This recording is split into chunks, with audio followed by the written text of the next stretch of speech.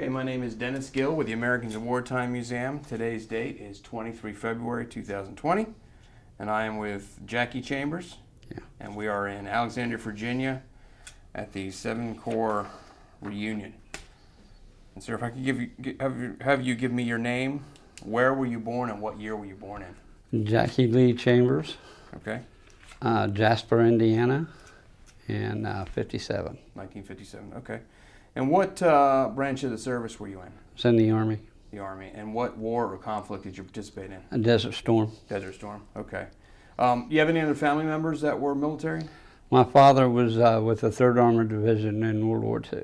Okay. He fought in the Battle of Bulge, and he was also involved with the liberation of a labor concentration camp up near Nordhausen called Mittelbau-Dora. Okay. Okay. And any particular reason why you joined the military, and why did you pick the Army? Well, to begin with, I was 17 years old, and I dropped out of high school, and I wanted to join the Marines. My dad, since he was in World War II and went through some of the stuff he did not want me and my brother, either one, joining the military. Okay. And so I was 17, I couldn't enlist on my own, and Dad talked my brother and I and going over to Linton, Indiana to the National Guard unit, okay, and talked us into joining there. They talked me into going back to school, so I graduated a year later than I should have, and joining the Army National Guard. All I wanted to do at that time was drive a truck, but after basic training I went to AIT and found out they decided I was going to be a cook. Okay. But mainly when I got out of AIT and went back to the unit, I did drive a truck for the mess section. And then in 1980, and Dad, he had a fit after he found out, but I had just lost my job at Essex Wire in Vincennes, and my wife and I at that time, we moved up to Prairieton with her mom and dad. Okay. And it was driving me nuts. I couldn't find a job, so I went to the Army recruiter in Terre Haute, Indiana, and enlisted. And that's when I changed my MOS from 94 Bravo to 19 Delta. Okay. I was a Cavalry Scout. Okay. And then it went from there. And what year was that? That was April of 1980. 1980. Yes, sir. Okay. And did you so you're a Cavalry Scout? And what does that mean? Okay, well, it's actually classified as an armored reconnaissance specialist. Okay. And just like the old days with the cowboy and Indians, we're the ones that go out first, find out what's out there, if anything, and we find things that are not supposed to be there, and report back and wait for orders to see what they want us to do about it. Okay. And what's the training like for that? How long you do basic training and then you go specialized training, correct? MOS? My AIT training, Advanced Individual Training. Okay. When I joined the Army, since I'd already been through basic training and everything, I didn't have to go through basic again. Okay. And then I went through my Advanced Individual Training for Cavalry Scout, and I'm thinking that was like 8 weeks. Okay. It's been so long ago, I can't remember the exact time on it. Right. And are you part of a team of guys that go out?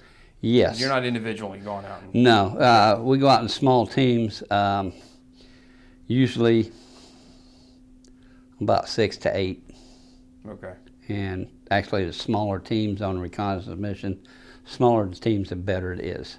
Okay. And of course, I was armored, so we were on tracked vehicles. Okay.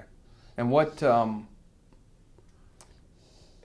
you were active duty at this point, right? So you Yes. were reserve, and then now you're active duty? Yes. Okay. And you're stationed where? Where's your first duty? My first duty station was Delta Troop, 1st Squadron, 4th Cavalry in Fort Riley, Kansas. It was the Air Cav unit, and so I lucked out there. I mean, I love the Air Cavs. Okay. So, and I was in the aerial rifle platoon. Okay. And so you served during Desert Storm. Yes, sir. And the impetus for that war was the invasion of Kuwait. Yes, sir. Do you remember hearing about that and what your thoughts were during the so Saddam invades Kuwait, and then we have a response. President Yeah. Bush has a response to that. Do you remember what you were thinking? And to my remembrance, or to my recollection, right. Our sole objective, right from the get-go, they weren't fuzzy or anything about that. They were pretty clear to me anyway, and I understood our mission was to go in and kick them out of Kuwait. Okay. And I'd never been in combat, and just like anybody had never been in combat, I'm not gonna lie to you, I was scared to death. Okay. And I was hoping that all the years of my training by that time, I knew all my years of training and everything, because that's all we trained for. And I knew that I wouldn't even think about it, it would just kick in. Or I was praying to God that's what would happen. Right, right. And where were you stationed when Kuwait was invaded? I was in Bravo Troop, 1st Squadron, 2nd Armored Cavalry Regiment. We were stationed in Binlock, Germany. Okay. At Christensen Barracks on top of the hill. Okay. And how long after the invasion did you get orders that says, okay, you're going to the desert? Well, we actually, I can't remember if it was October or November when we actually got orders. Okay, so it was a few months before. Yeah, it was several months. You were told we're gone. Yeah. Okay. And so you get orders. How long does it take you guys to prepare and then actually? Well, from the time we got to our orders till we actually walked off the plane in Saudi Arabia. Like I said, I think it was in October when we got our orders. Okay. Because, see, before that, I was an Army recruiter. And so I hadn't been in the unit a month before we got our orders. And the day I walked off the plane into Saudi Arabia, December 7th, 1990, was actually my 33rd birthday. Okay. So it's about, a couple, 3 months. We got everything actually together pretty quick and got it shipped out. So what is that like? You get off the plane and now you're going off to war, really. I mean, now you're in Saudi Arabia. I'm assuming you've never been in the Middle East like that before? No, I'd never been in the Middle East. So what are your thoughts when you get off the plane? Well, my first thought was, damn, this is flat as hell. But I really don't remember too much of what I thought. And it was just wondering about the unknown, and because you don't know what's going to happen. Right. As soon as you walk off the plane, you know that you've got to wait until your equipment and vehicles arrive. And so you do whatever they tell you to do until they get there. Then you concentrate and go full speed on prepping your vehicles, the ammunition, the weapons, and your supplies. Everything we owned, I was in the Bradley, and everything we owned was strapped on the outside of the Bradley. So you concentrate on getting all that together, getting it loaded up, and getting ready to show off. Okay. For those who don't know, what is a Bradley? A Bradley it's like a mini tank. Okay. It's a tracked vehicle with a turret on it. It's got a twin tow missile launcher on it that folds down and comes up. Mm-hmm. It also has a 25 millimeter Bushmaster main gun, along with a 240 machine gun mounted on the turret. Okay. And actually, it moved pretty fast. When we were actually out in the desert, after we were there for a little bit, we traded our M1 Bradleys for the M2s, and we were bunny hopping sand dunes at 60 miles an hour. Wow. Yeah, they were pretty fast. Okay. What's the crew on that? The crew is the driver. You got your track commander, your gunner, and an observer and a loader. So 5. Okay. That's for Cav. Right. Of course, the Bradley for the cavalry, and for the infantry is it's a whole total different setup. Okay. And what is the mission? What do you hope to accomplish, you and your crew? Well, as a Cavalry Scout, our mission is to go out and our normal mission is to go out and recon the area and find out what's out there, report back, and then call the rest of the unit forward. Okay. And that doesn't happen in secret, I'm assuming, given the type of vehicle that you're in. No. No. So the enemy knows what's coming. Yeah. Okay. So, and my biggest fear was that I would go through and not find anything and call all clear, and the rest of the unit would move up and get hit as they were moving in. That was my biggest fear. Right. What is your rank at the time? Sergeant E5 promotable. Okay. I was on the E6 list, so. Okay. Are you the highest ranking enlisted on that vehicle, or how does Yes, I was at that time. Okay. Most of the time, you either have staff sergeants or sergeant first class as track commanders. Okay. But as a sergeant E5, I was track commander. So. Track commander. Okay. And is it a single vehicle that goes out on these recons, or are you maybe multiple vehicles, or? Usually there's two. Okay. Now, before we had the Bradleys, we had the 113s and the ITVs. They would travel as pairs. They would be sections. And the same thing with Bradleys. You've got two sections in a cab platoon, and there's two tracks to each section. So yeah, you go out and cover each other, and normally we've got two tanks covering us from the rear. So they move up. After we move up, then they move up and they cover while we move again. Okay. So what are you doing between the time you get there and the time that the ground war actually begins? Just preparation, basically. Getting the vehicle and the weapons and ammunition, getting it ready. Of course, you go out they set you up a range so you can go out and requalify on your personal weapon, whether it be a rifle, whether it was the M16 or the M203, or being a sergeant, I carried a .45. Okay. A lot of practice. A lot of practice and training. Yes, sir. Okay. Did you guys? So when the air war begins, you have any idea how long that's going to last? When you guys are actually going to get into the fight, or no, we don't. No idea at all.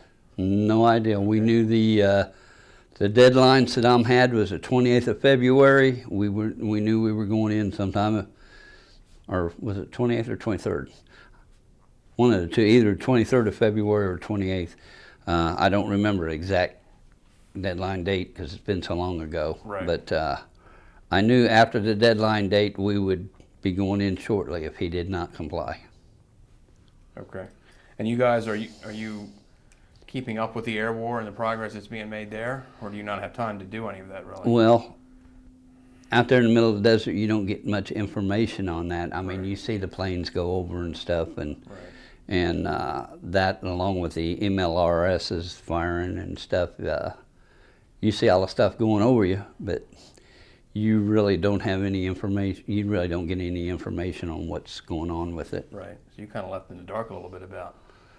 You can pretty well figure it out. I mean, you just know, watching. Yeah, right. You know what's going on, Right. but not officially. Okay.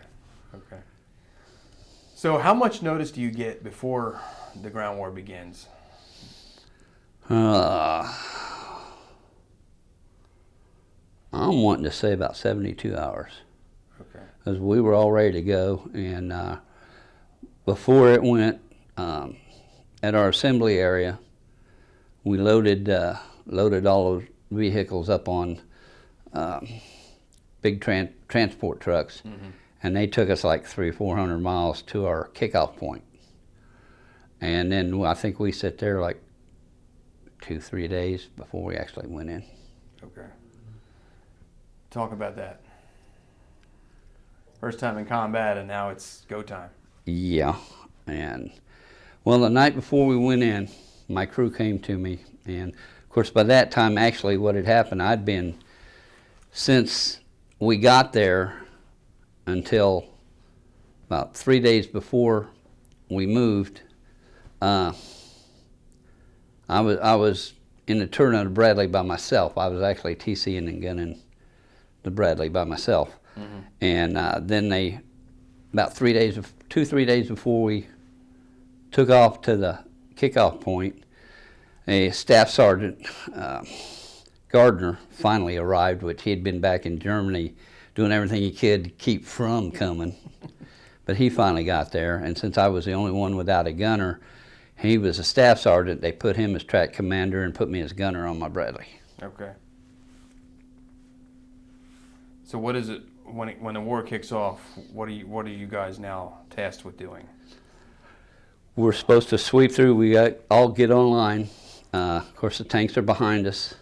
The 5 Bradleys get online, and we just sweep through. Once we go through the breach, so we had to go through the breach one at a time.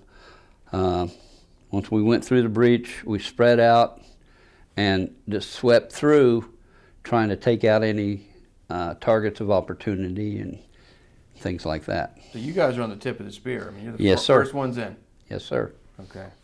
And is that so? You're leading a column, and the tanks right behind you. Yeah, and the other units are behind them.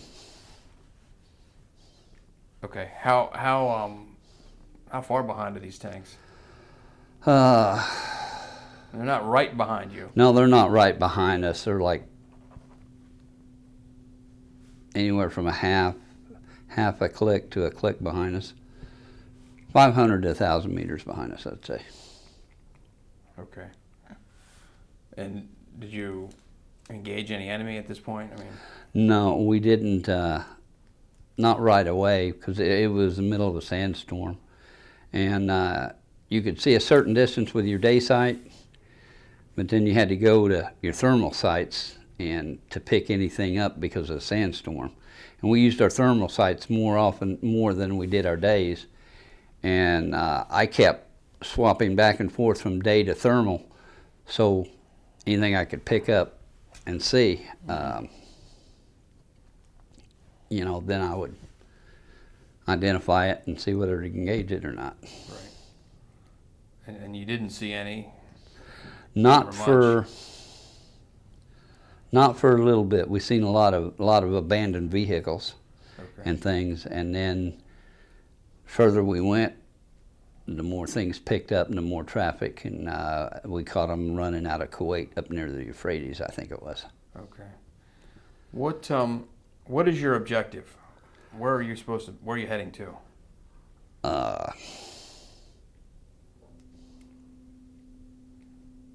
Well, the plan was we were up near the Euphrates was where we were supposed to go, and I believe, and we were supposed to hit this one point, I think near Al Basra. Okay. And then we were supposed to swing around to our right and then sweep to the east. Okay, so you were on the left flank. Yes, sir. I was. My wingman was to my far left, and then it was myself, my platoon leader, and then the other 2 tracks, and then I think it was the first, either second or first AD was to our left. Okay. And what happens the first time that you engage with the enemy? Is there any resistance? First actual resistance I got, I was on thermals, and I kept seeing these little flashes coming toward my vehicle. Right. So I picked up where it was going, and I returned fire, and I was sweating like a pig. And I'd taken a boombox and wired into our intercom system, and I had other tapes, but I had 2 90-minute tapes that I had pre-recorded various musics on. Right. And I'm telling you this because the first round I popped down range, Bon Jovi's Blaze of Glory started playing. Really? And you talk about an adrenaline rush. And I thought that was kind of cool. That is cool. So these flashes you're getting are tracer fire from small arms, probably AKs or something like that, maybe? No, actually, I think it was a 30 caliber from a BRT-50. Okay. And I don't imagine they really do much damage to a Bradley. No, I seen them trying to walk it toward the vehicle because it was hitting out in front of us. Right. And then I started returning fire, Right. adjusting my elevation and everything, and started returning fire, and I don't know whether they took off and ran or I hit them or what, but they quit firing. So. And what are you shooting at them with? 25 millimeter with HE high explosive rounds. Okay. See, we got two type of rounds for 25 millimeter. You've got your sabot rounds, which is small, thin, with fins on them, and then you have your high explosive rounds. High explosive rounds, they can go out to 3,000 meters, and if they hadn't hit anything, they'll blow up. Okay. But when they hit, they'll penetrate, and they've got like a 5-meter bursting radius, like a hand grenade on them. And I was HE heavy because I was designated for the platoon for the aircraft killer. Okay. But unfortunately, he'd sent all his aircraft to Iran. Okay.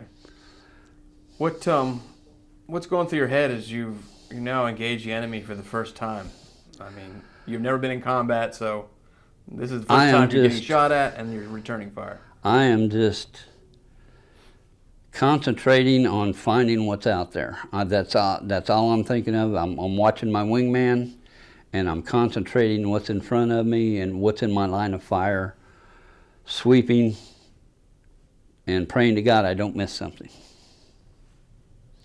Oh, another thing I want to add to that, the night before we went in, my crew came to me, and they said, "Sarge, we need to talk to you." I said, "Okay, guys, what's up?" And no, I guess this was a couple of days before we went in, and they say, "Well, we're worried because we don't know whether we're going to be able to be there and support you, or we're going to freeze, or we're going to run. We don't know what we're going to do." And seeing that I've never been in combat, I didn't know what was going to happen. Right. So I knew what I hoped would happen.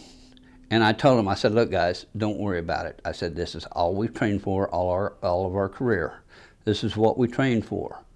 When shit hits the fan," excuse my language, "when shit hits the fan, you're not even going to think about it. You're going to react, and you're going to do what you need to do. It'll be okay." Right. And I was, in the back of my mind, saying, "God, please let me be right." And fortunately, I was. So you were confident, fairly confident in your training. I mean, you're not fully confident until you actually get in it. But well, that's all I had. That's all you had. Did you guys have any, were there any Vietnam veterans in your unit at all that you guys could kind of rely on a little bit for advice? Not in my immediate section, not the ones where I was dealing with, but I'm sure there were some in there somewhere. But so nobody that you got any advice from or anything like that? It was, at that point, everybody was green. Nobody had been in combat at all. And we had a second lieutenant who was real green. Okay.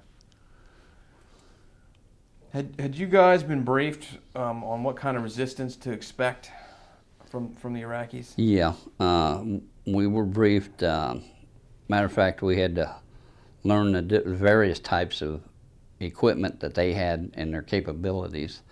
Some of their equipment that they had and used against us was U.S. military equipment. Right. And they had a lot of Russian older T-54, 55, T-62s. The T-72s, the newer tanks, were basically with the Republican Guard, specifically the Talakanda division of the Republican Guard. They're the ones that had the newer ones. And so. And was any of the resistance that you were told you might expect, did you see any of it? Very little. We actually had very light. Most of them that once we stopped the fighting and stuff, most of them that actually came to us and gave themselves up, begged us to go kill Saddam. They didn't want to fight. They didn't want to be there any more than we did. Right. And they were real happy when we showed up. Was that something I imagine it wasn't something you were prepared for, the amount of people that would be actually surrendering? It was very surprising. Yeah. There were a few of the fanatics that wanted to resist. And it, like I say, it was light. It was, like I say, in the middle of a sandstorm. And the ones we had talked to, they even said that, hey, we heard the vehicles and our stuff was blowing up, but we didn't know where it was coming from. We didn't see nothing. Right. And of course, they had no night sights or no thermals or anything, and we had our thermals, so we could sit out there at a pretty good distance and pick them off. How about the threat of chemical war or chemical weapons? That was always a danger everywhere we went, and especially when you'd see an abandoned vehicle with like equipment and stuff laying around. You had to be real careful if you picked anything up, which shouldn't pick anything up in that situation, because they had chemical agents that they spread all over this stuff. Oh, really? Okay. A lot of it, I found this one, it had this, it was kind of a gel messed all over it and stuff, and we just threw dirt on it and buried it. Right. Well, you were in MOP gear, I'm assuming. Yeah, yes, we were. Yeah, okay. Yes, we were. Okay. Now, how long does for you anyway, how long does the battle last before you got where you're...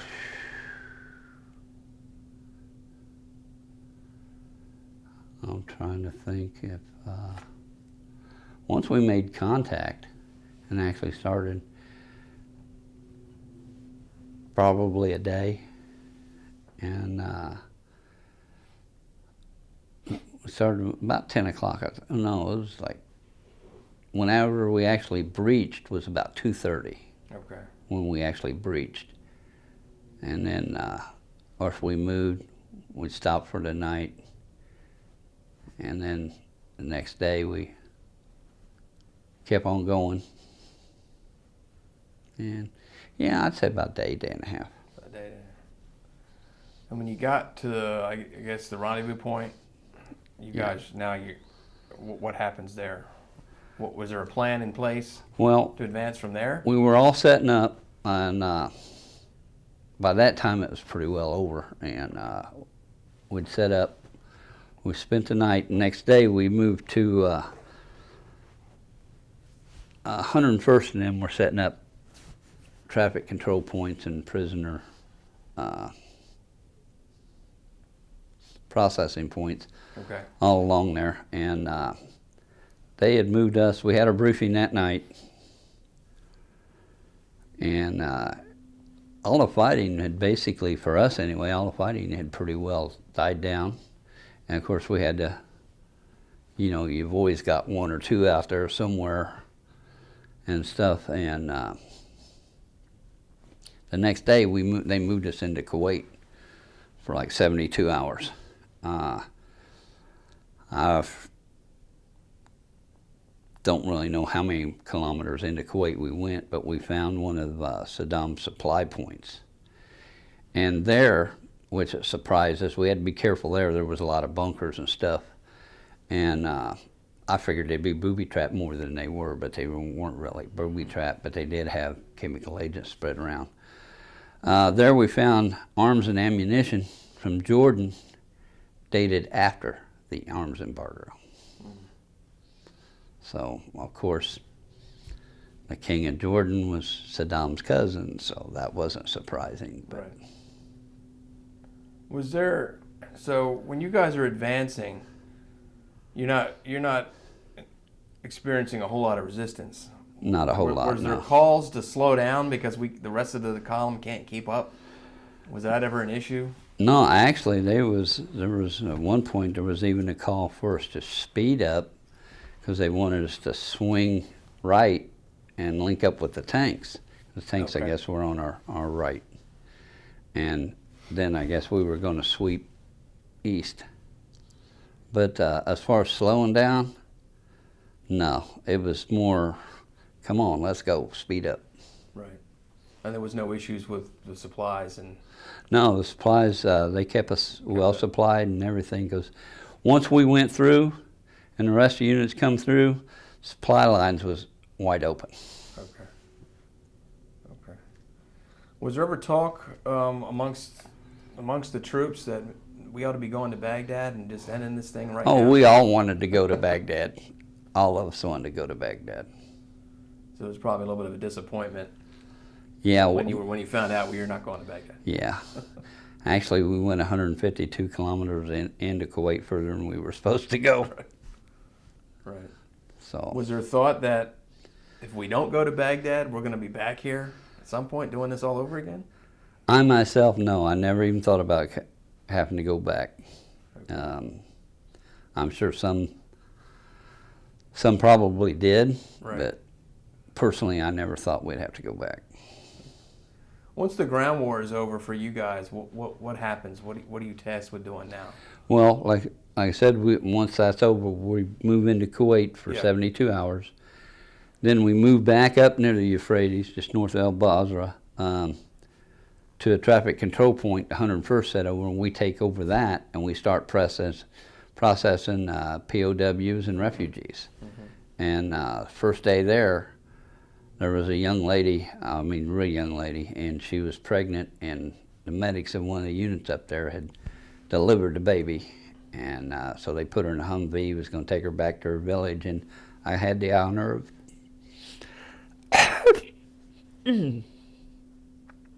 of escorting her over there. And then for several days we processed POWs and refugees. And there were a lot of refugees coming through. I'm sure. What were these Iraqi refugees? Or Yeah. Just trying to get out of the line of fire? Yeah, Essentially? they were, none of them wanted to go back where they came from. They all wanted out. Yeah. I remember, if I can keep from tearing up on this one, I remember there was a family, a guy, well, there was a couple guys, a couple women, and the one woman had a baby she was carrying. And there was this little,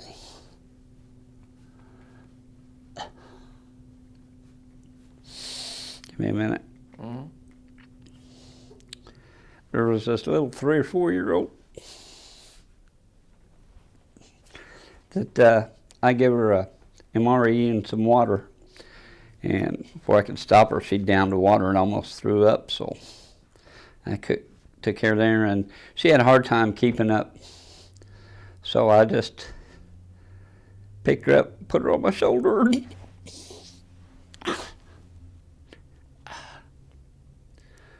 followed them around 3 or 4 days till Red Cross shipped them out. I imagine there was a lot of the suffering that you saw from Yeah, there was people that were caught in the line of fire. a lot of stupid, unnecessary stuff that went on. And it was just, I pray to God that no one else has to see some of the stuff I saw over there, which I know my dad felt the same way about World War II, and he saw a lot more than I did. How long are you there, actually in country, before you get orders to come back? I was there from December the 7th, 1990, to April 21st, 91. Okay. And the day I landed back in Saudi Arabia, 21st of April was my dad's. was my dad's 67th birthday.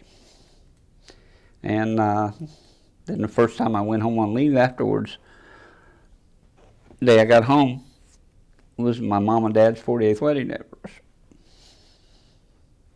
When you were over there, I know not during the ground war, but the lead up to it, was there any way to communicate with home?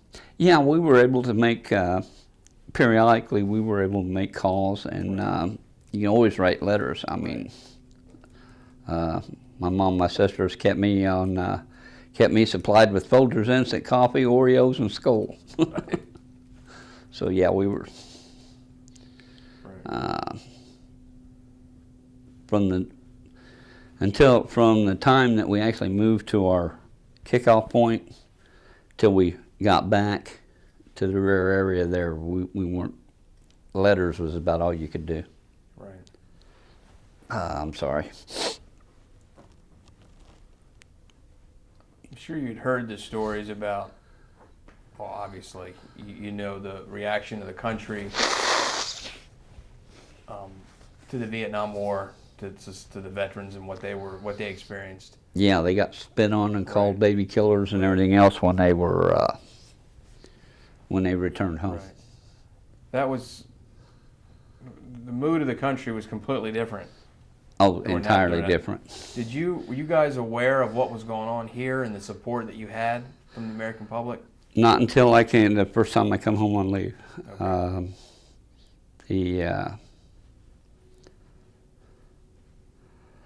The smiles, handshakes, congratulations Right.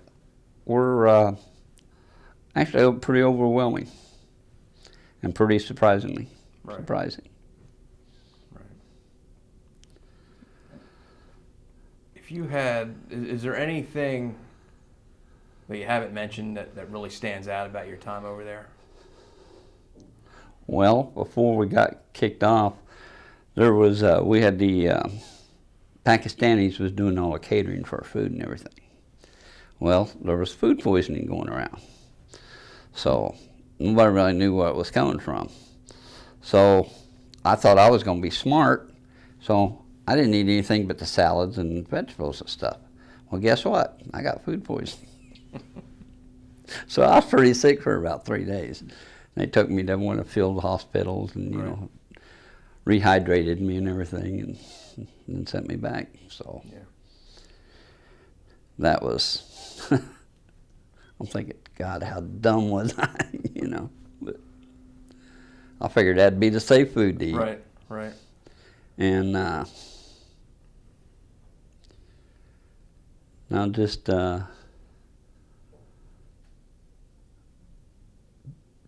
the refugees that we processed and gave medical aid.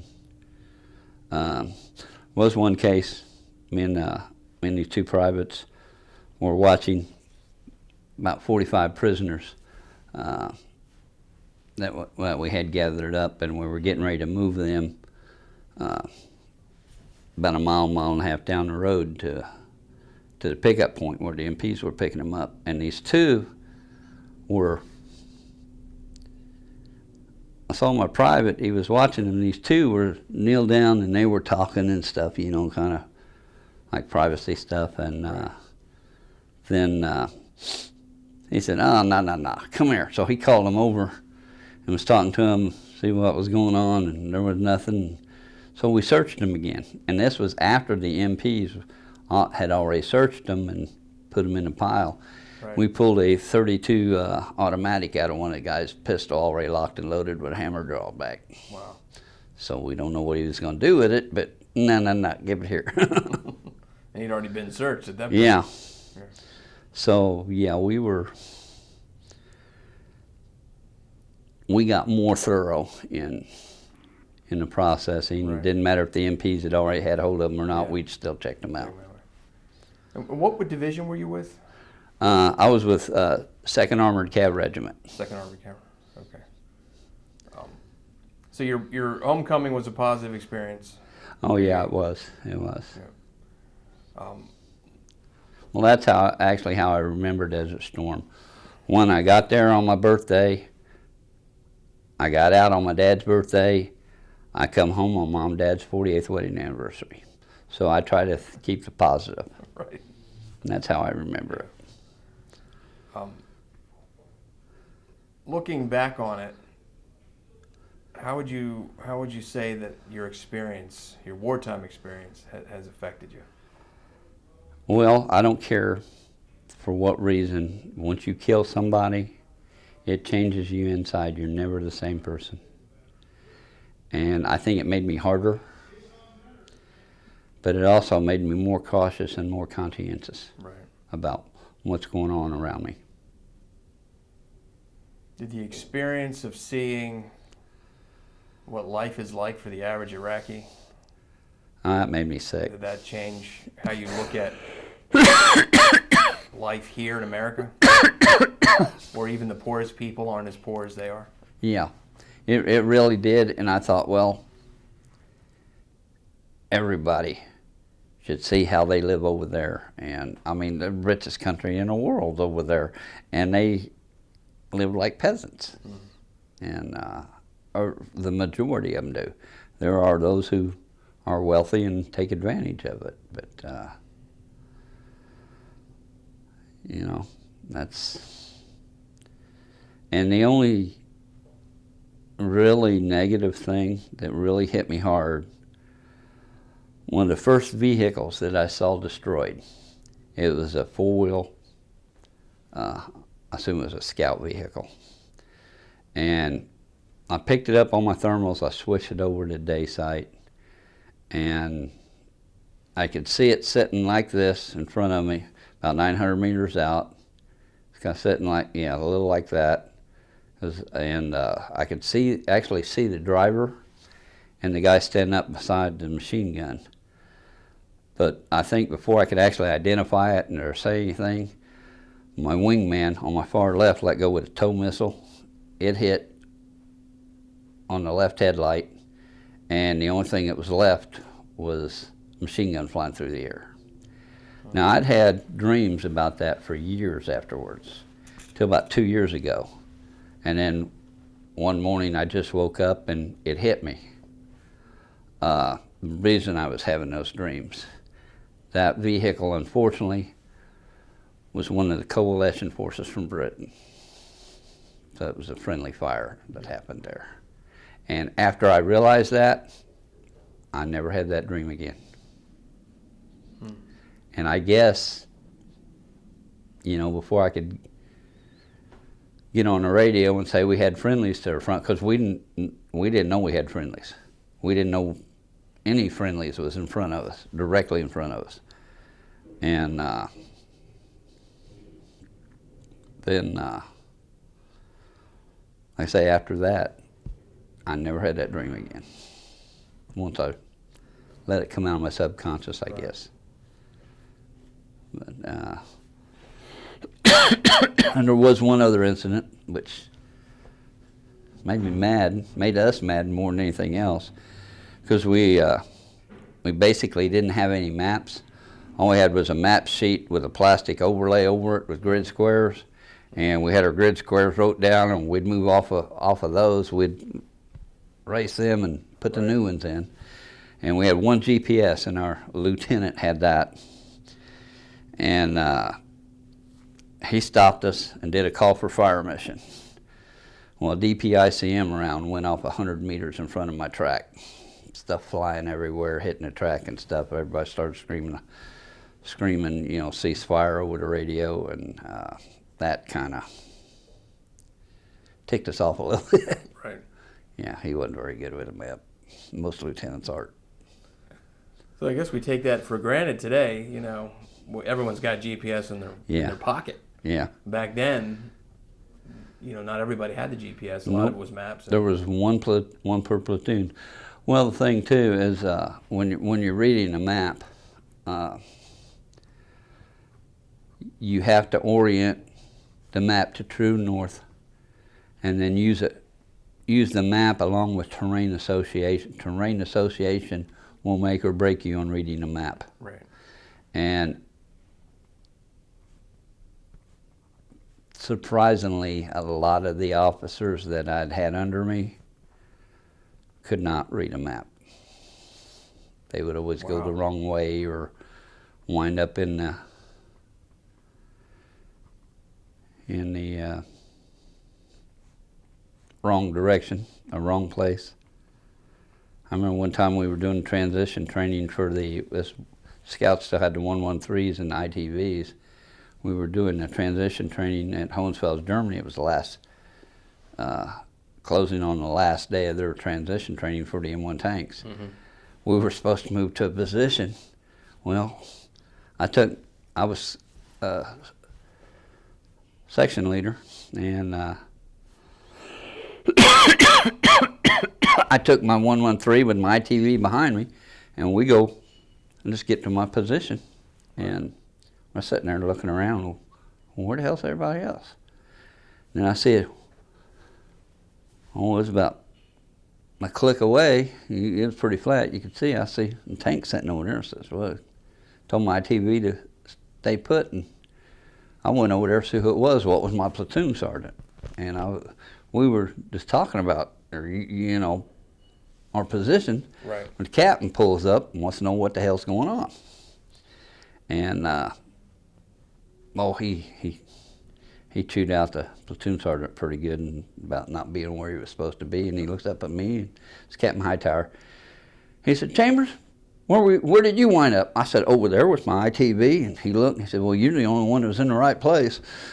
So I kind of,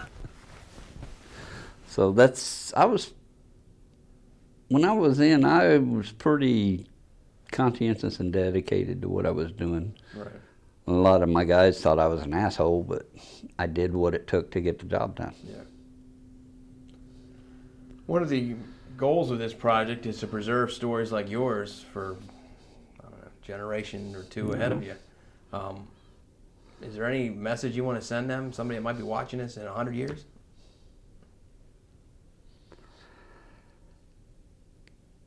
Family. Family is the most important thing no matter what you go through. Right. Never give up on family. And there may be a lot of things that you're required to do through your life, basically through your job or whatever, but you do what you need to do to make it work. You're not always going to like it. You're not always going to want to do it.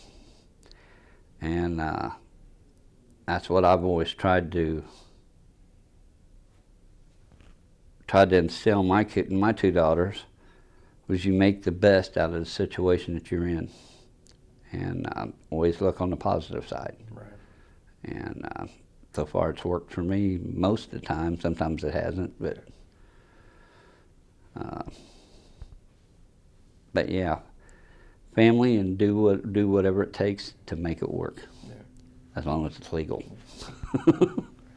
Looking back on your military career, and especially your combat experience, any regrets in any of it?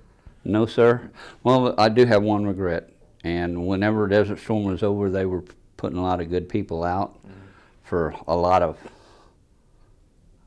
again, excuse my language, bullshit reasons, like being overweight and stuff like that. And the hell, they'd been overweight for the last 10 years.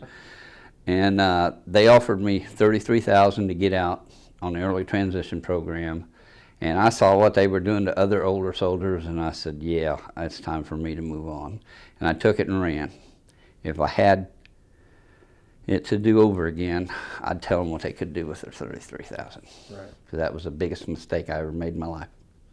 Seems like the military, no matter when or what war, always draws down afterwards. Yeah. And then they regret it. Yeah, reduction of forces. Yeah. Yeah. And they've changed a lot of stuff. There's no longer any ACRs. They're all striker units. Mm-hmm. And basically they've gotten rid of the Bradleys and the tanks. And I think that was a big mistake. Yeah. And I think unless someone higher up really looks at the true situation and thinks, I mean, years, maybe even centuries ahead, and changes it back to part of it back to the way it was, right, they're going to have problems on the next one. Yeah. They're going to lose a lot more people. Yeah. Is there anything that we haven't talked about that you want to add? No, not that I can really think of at this time. It just. Right. Well, on behalf of the Americans in Wartime Museum, I thank you for sitting down and talking to us and sharing your story, and more importantly, thank you for your service. I will. I thank you for that, but truthfully, I was just doing my job.